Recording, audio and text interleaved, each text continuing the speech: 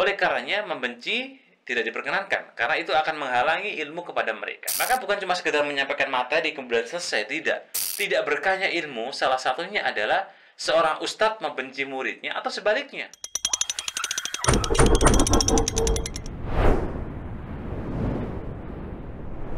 Bismillah. Assalamualaikum warahmatullahi wabarakatuh. Alhamdulillah bi ni'matil iman, walhamdulillah bi ni'matil islam. Assalatu wassalam ala nabiyyina wa habibina wa qudwatina Muhammad bin Abdillah wa usratihi wa ashabihi wa man sar ala manhajihi, amma ba'd. Jamaah sekalian kaum muslimin wal muslimat, para pendengar dan para pemirsa sahabat MPD dimanapun Anda berada, rahimakumullah. Alhamdulillah wa syukurillah, kita bisa menyambung kembali, melanjutkan kembali kajian kita, kajian adab, ya, di mana kita sampai di bab terkait dengan masalah adab seorang guru dan murid, ya, dalam halaqah ilmu secara mutlak. Dan kita akan masuk di poin ketiga, di pasal yang kedua, terkait dengan bahwa seorang ustadz, seorang da'i, seorang guru, hendaknya mencintai siswanya, santrinya. Yang dimana rasa cinta itu kemudian untuk agar dia lebih baik, agar dia paham terhadap ilmu yang kita berikan. Jadi ada rasa cinta terhadap murid-muridnya. Oleh karenanya membenci tidak diperkenankan, karena itu akan menghalangi ilmu kepada mereka.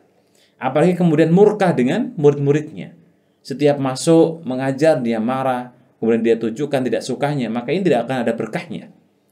Maka seorang ulama atau seorang guru, seorang ustadz, seorang da'i, seorang mubalik, ketika dia kemudian berhadapan dengan jamaahnya, berhadapan dengan siswanya, dengan muridnya, tumbuhkan rasa cinta, menyayangi, bagaimana agar mereka mendapatkan kebaikan dari apa yang kita sampaikan. Kita teringat dalam sebuah perkataan daripada Ibnu Abbas, ya, radhiyallahu ta'ala anhuma. Beliau pernah mengatakan sebuah potongan kalimat yang sangat menarik di hadapan para murid-muridnya. Beliau mengatakan, akramun nasi alayya jalisi. Akramun nas alayya jalisi. Jadi manusia yang paling mulia, ya, kata beliau, adalah orang-orang yang di dalam majelisku. Yakni orang-orang yang paling mulia adalah murid-muridku. Artinya apa? Begitu besarnya bagaimana beliau menunjukkan kasih sayangnya, begitu besarnya rasa cintanya beliau kepada murid-muridnya, sampai beliau menyebutkan tidak ada orang yang paling mulia melainkan mereka adalah para santri-santriku. Nah, di sini menunjukkan bahwa adanya ikatan batin, ya, antara guru dengan santri, ikatan batin antara kemudian seorang dai dengan jamaahnya, dengan audiennya. Maka bukan cuma sekedar menyampaikan materi kemudian selesai, tidak. Bukan cuma sekedar menyelesaikan kurikulum atau kemudian teori-teori yang kita berikan kemudian kita pulang wassalam, tidak. Tetapi lebih daripada itu, seorang da'i, seorang ustadz, seorang guru, seorang mubalik, bagaimana dia mengikat, ya, ikatan ruhiyah, ikatan yang kemudian membuat santri-santri kita itu mendapatkan perhatian besar.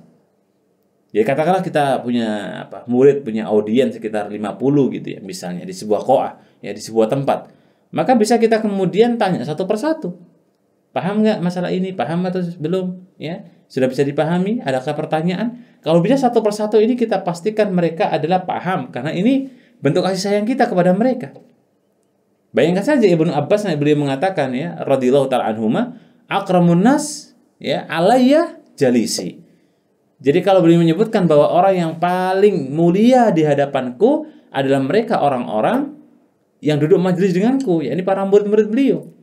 Maka dari sini, jamaah sekalian kaum muslimin rahimakumullah, jika posisi kita ini sebagai misalnya, ya kebetulan di sini saya sebagai barangkali sebutlah mungkin penyampai, ya, sebagai dai-nya, sebagai orang yang menyampaikan terkait dengan ilmu, maka bagi para pemirsa, bagi para jamaah sekalian adalah sebagai santri. Ya, bagaimana kemudian di sini terjadi komunikasi yang diharapkan kemudian bagaimana para hadirin yang ada hari ini nonton, ya, yang hari ini kemudian mendengarkan kajian kita, itu benar-benar kemudian, ya, ada ikatan dengan ustadznya. Makanya tidak berkahnya ilmu salah satunya adalah seorang ustadz membenci muridnya atau sebaliknya, seorang murid membenci gurunya.